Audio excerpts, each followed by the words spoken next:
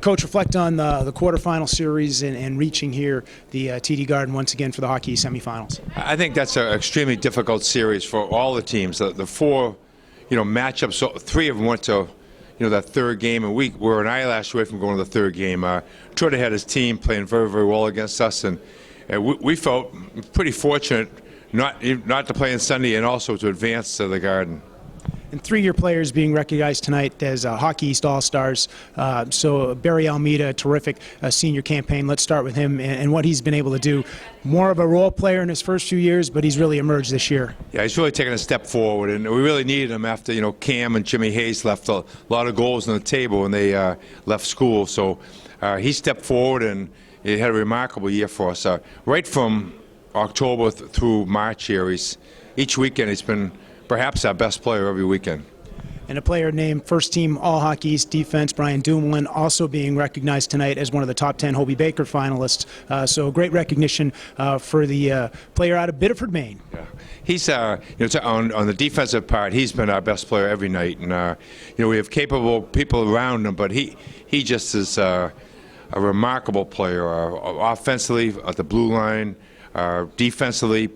Stopping opponents, breaking pucks out of the zone. He's an excellent player. And Chris Kreider also being recognized as a Hockey East All-Star today, and one of the quickest guys in the league. Yeah, and certainly powerful. When he's on top of the game, he becomes a dominant player in any matchup we have. And Parker Milner really emerged down the stretch. He's the Hockey East goaltender of the year, receiving the goaltender honors for his great save percentage and his great goals against average. And really, once he stepped in kind of to the lead role at the end of January, it's been no looking back for the Eagles. Yeah, he's put up some incredible numbers, save percentage, goals against since late January. He'd been up and down a little bit during the course of the year. We played a number of different goaltenders, but once he got on fire here and played week after week after week, he's had a real influence in the outcome of all our games. And lastly, your thoughts just on tomorrow night's matchup and what it's going to take for the Eagles to get through the Providence College Friars. Well, I think we're a completely different team than we were in early January to where we are now. I think Providence is a completely different team than the one we saw, late in the year.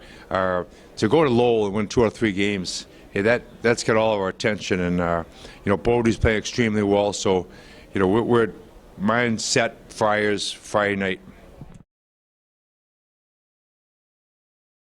All right, Coach, first of all, tell us about your team making it to the Hockey East Championship weekend. Quite a battle last weekend, an epic battle, really, with the Wildcats. Yeah, it was really unbelievable, and neither team deserved to lose. In fact, UNH probably deserved to win the whole series because they played so well the first night. Even though it looked like it was a double overtime tight game, it really wasn't. Kieran Milan just made it a tight game, but they dominated us in every phase of the game. We come back and we responded well the next night to get a 4-2 victory, and then it was like a heavyweight fight the next night, And I told people that the first overtime was as good a overtime game of hockey I've ever seen. A period of hockey. It was unbelievable that we could get 16 shots and they could get 14 shots, and so many of them were grade A quality shots. The goalies stood on their ears and made great saves, all hit pipes or what have you. But amazing that nobody won it in the first overtime. Either way it could have went, and then we got actually they had a great opportunity, and we came down the next right off the bat after that and got the winning goal. Chris Connolly being recognized tonight as a Hockey East All-Star. He was also recognized with a couple other awards yesterday, including the Sportsmanship Award, the Len Cigarski Sportsmanship Award. I know how much he means on the ice from his point production level, but he also means a lot to this team off the ice as in his leadership role as captain. Yeah, he's been terrific that way. He was assistant captain last year. Actually, he was co-captain last year, and he's a guy that has done a great job presenting himself the right way, presenting himself to his teammates, to his fellow students, to his teachers. He's a real good student. He's the epitome of what you want in a kid, and I think he got 6 penalty minutes all told this year, and he plays real hard. So I think it's a tribute to his family and to his character that he's done all that he's done at Boston University. I think he's got more assists than anybody since Chris Drury here, and assists usually mean you're pretty unselfish, and that's who he is. Two other players being recognized all-league today, two defensemen, Adam Clendenning and Garrett Noonan. Noonan from the blue line position, picking up a lot of power play goals and really becoming stronger here in his sophomore year. Adam Clendenning obviously had a great freshman year last year as well, but two guys as sophomores who've really become solid players. Yeah, they're real important to us. Obviously, they play the point in the power play. You mentioned that Noonan got some power play goals, but he's also got a lot of 5-on-5 goals. I think he just tied Vic Stanfield for the most goals and second most goals by a defenseman in BU history. And Vic was one of the greatest defensemen ever to play here, certainly one of the greatest offensive defensemen ever to play here. So he's got a chance. If he gets one more, he'll tie Bobby Brown, who was a terrific player here. Not too many times you get a defenseman who's going to get you 16 or 17 goals. And Kieran Milan, you mentioned him a bit in the talking about the series last week. He was the goaltender 3 Stars award winner this year for Hockey East. So it just goes to show you just how much of an impact he had in so many games, being recognized so many times with the 3 Stars award. Yeah, he was our MVP last year. He'll probably be our MVP this year. He had a terrific season. He's had a terrific career. I think he's got like 30 more wins than any other goalie in college hockey right now. He's the most wins leader at BU. He's got the most saves in BU history. He's had quite a career here, including a national championship, and hopefully he can get us to another championship of some sort as well. And lastly, just your thoughts on tomorrow night's matchup with the University of Maine. We've had 3 really great games with them. The game up at Maine was not indicative. The score was not indicative. The score looked better than it was, but we won that game, and we played well, and they played well. It was really a tight game until the third period. And then we had 2 really good games, especially the second game in our building. I thought we played really well. I thought we played as well as we can play, and we still didn't get the W because they played so well. So you'll see a pretty fast-paced game, I think. And I think Maine is one of the best skating teams in the league. They have a lot of all-stars on that team.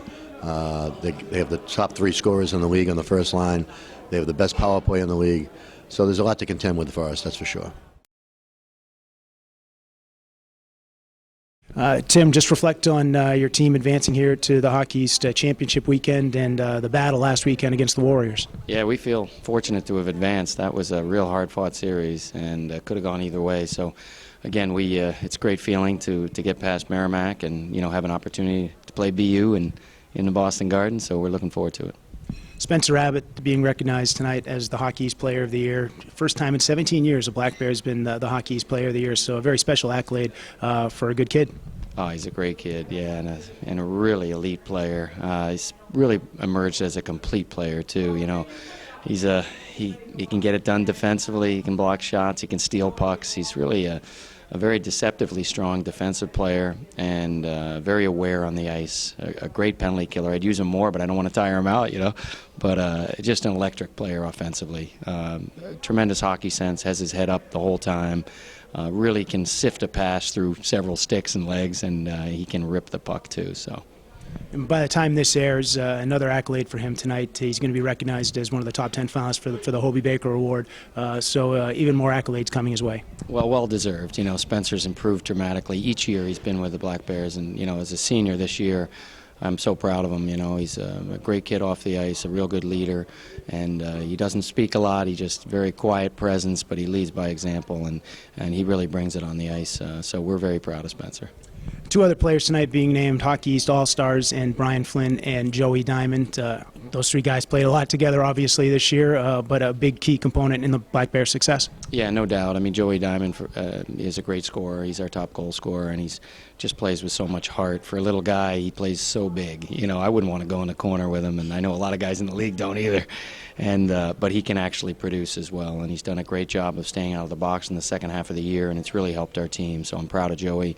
And then Brian Flynn is just such a complete player. He's probably our most well-rounded player, and he's our glue on as far as defensively at the forward position.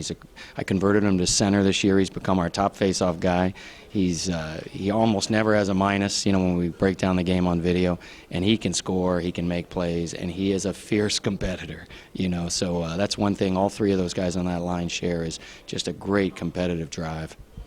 Dan Sullivan put up a shutout in his final game of the regular season, and then last weekend had a terrific series against Merrimack College, and another key here going into this battle against Boston University tomorrow night. Yeah, real proud of Danny. I mean, he went toe-to-toe with Joe Canato, who I think is one of the best goalies in the country, and, to do that, says a lot about, his ability to perform under pressure. And in addition, that 1-0 shutout against UNH at home against a really hot UNH team, to earn home ice for us, I thought he performed great in that game too. He's just a very composed young man. He doesn't get rattled.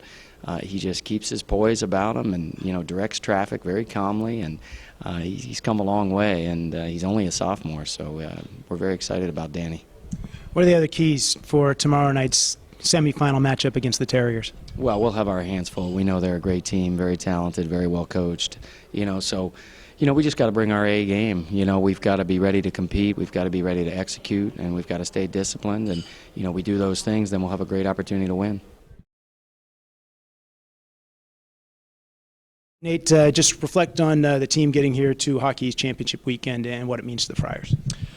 It's a positive step for us, I think. But this is a competitive league. I mean, head to toe, I think any team could be here this year, including the two teams that didn't make the playoffs. So, you need to be playing your best hockey at the right time in this league at the end of the year. And fortunately for us, we're playing good hockey right now. And it looked like last weekend was a good balance. Young guys stepping up, some of the seniors stepping up. Matt Berglund had a pair of goals in the game. Alex Beaudry, obviously, with a shutout in the championship game. Ross Mauerman being named Hockey East Rookie of the Week after the week. So it seemed like a good balance up and down the lineup. Yeah, that's what we are. I mean, we don't have, one or two guys that are going to carry the show or one line that's going to carry the show for us. For us, we're three lines of guys chipping in and a fourth line going out and getting the job done and getting momentum when they're on the ice. So, that's exactly what we are. Different guys, different nights. I mean, finding a way to lead basically on that night for every given player, and we need that to continue for us to be successful. Your first season as the head coach of the Friars, how's the progression been? Obviously, you have to kind of learn new guys have to learn you, and it's a growing experience throughout the first season. So tell me what it was like. It was good. I mean, as you mentioned, I mean, there's a lot of things going on behind the scenes. It's like a duck, like underwater. Behind the scenes, we're pedaling and pedaling and pedaling. But I just have to compliment the guys. They've shown up every day. They've worked their tails off every day, and it's been fun to come to the rink when they work that hard. And because of that, I mean, we faced a lot of adversity this year with a lot of injuries, and we've kind of battled our way through that. And we're playing good hockey right now when we're healthy. So I think all the credit for a new staff coming in goes to the guys. Talk about, lastly, the matchup tomorrow night. It's going to be a battle with the BC Eagles over at TD Garden. Yeah, I mean, they're obviously unanimous choice number one team in the nation.